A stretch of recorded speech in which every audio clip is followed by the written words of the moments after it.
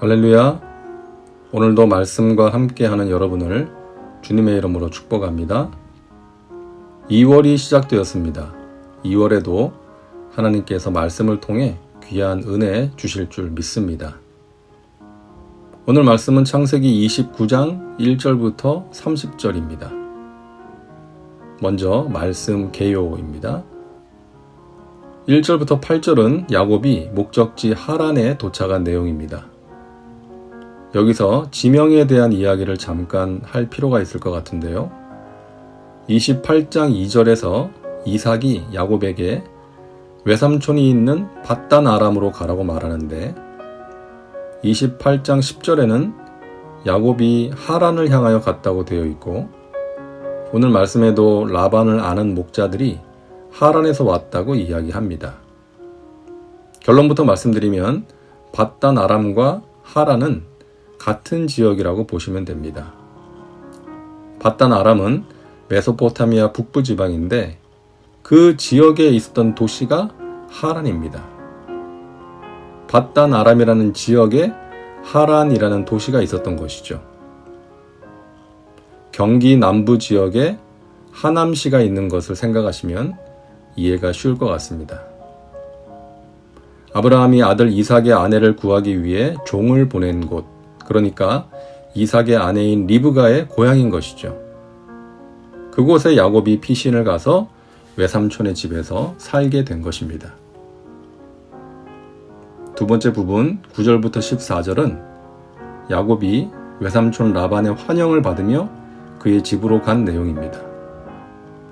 야곱이 운물에 양들을 데리고 온 라헬을 만났고 라헬에게 자신이 누구인지를 말하자 라헬이 집으로 달려가 아버지 라반에게 야곱이 온 것을 알립니다.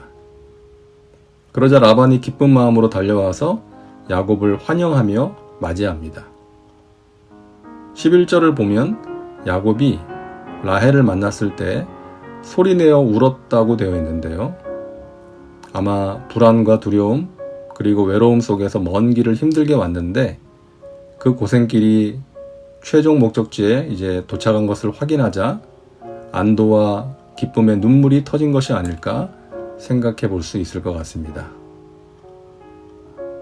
15절부터 20절은 야곱이 라헬을 아내로 얻기 위해 외삼촌의 집에서 7년을 일한 내용이고 21절부터 30절은 야곱이 라반에게 속아서 레아를 아내로 맞아들이고 라헬을 위하여 다시 7년을 일하게 된 내용입니다. 다음은 말씀 묵상입니다. 첫 번째 묵상 포인트입니다.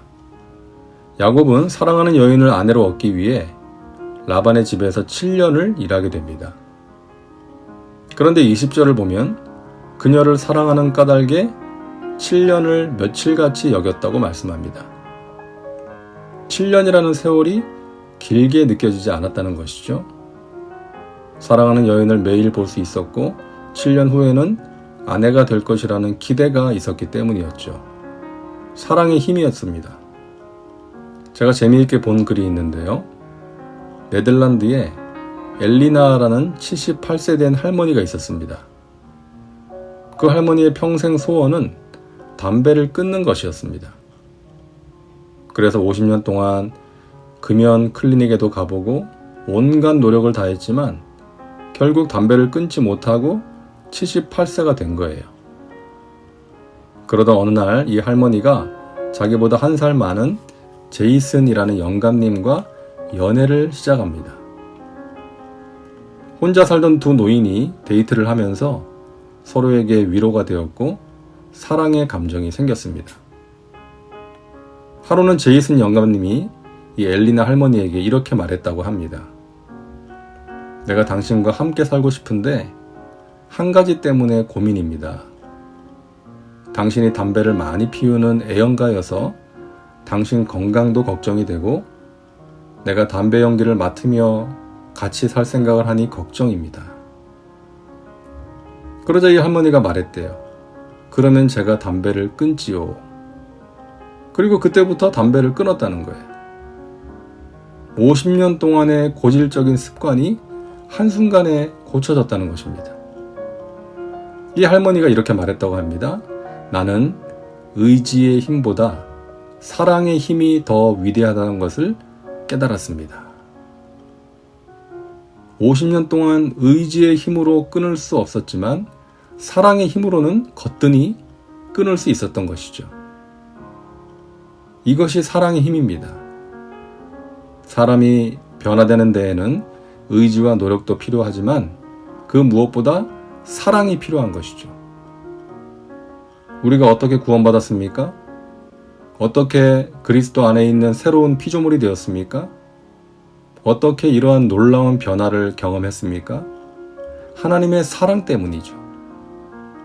독생자도 아끼지 않고 주신 사랑, 조건 없는 사랑, 그 사랑이 우리를 변화시킨 것입니다. 예수님께서 말씀하십니다. 내가 너희를 사랑한 것 같이 너희도 서로 사랑하라. 우리는 누군가의 변화를 기대합니다. 자녀가, 배우자가 변화되길 원합니다. 그 변화는 어떻게 가능합니까? 잔소리로, 강압과 통제로 되는 것이 아니죠. 아낌없이 주는 사랑, 대가를 바라지 않는 사랑으로 가능한 것입니다. 신앙생활도 그런 것이죠.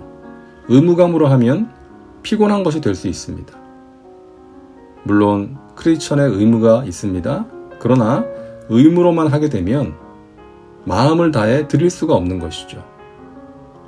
사랑으로 하는 것이 되어야 합니다.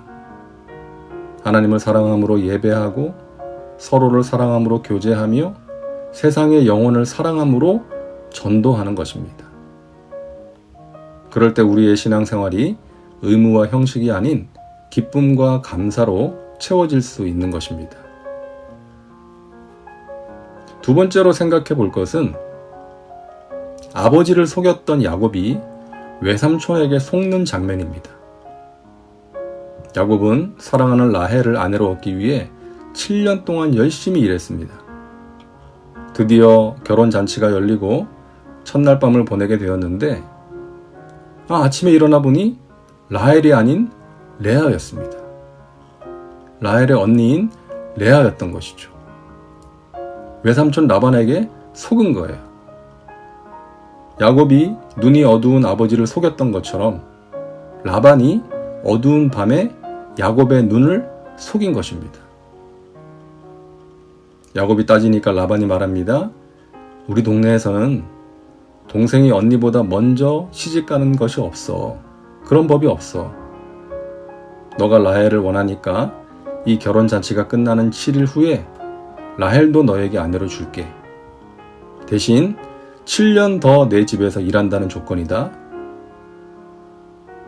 라반은 성실하게 열심히 일하는 야곱의 노동력을 갖기 위해서 야곱을 자기 집에 두고 일을 하도록 하기 위해서 이와 같은 계략으로 야곱을 속인 것입니다.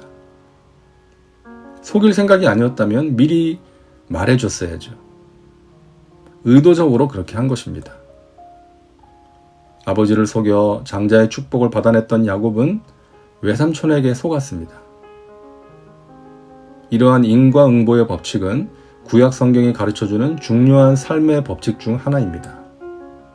남에게 고통을 주면 자신도 그와 같은 고통을 당할 수 있다는 것이죠. 심은 대로 거둔다는 것입니다. 그래서 남에게 상처를 주거나 해를 입히면 안 되는 것입니다. 좋은 것을 심어야 되는 것입니다. 다음은 말씀 적용입니다.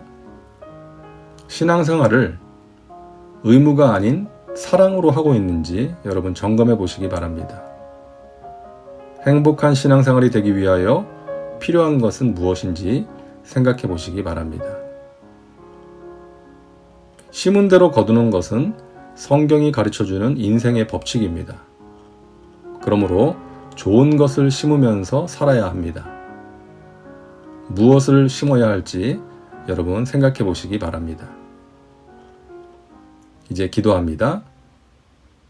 사랑과 은혜가 풍성하신 하나님, 오늘도 말씀과 함께 살게 하시니 감사합니다.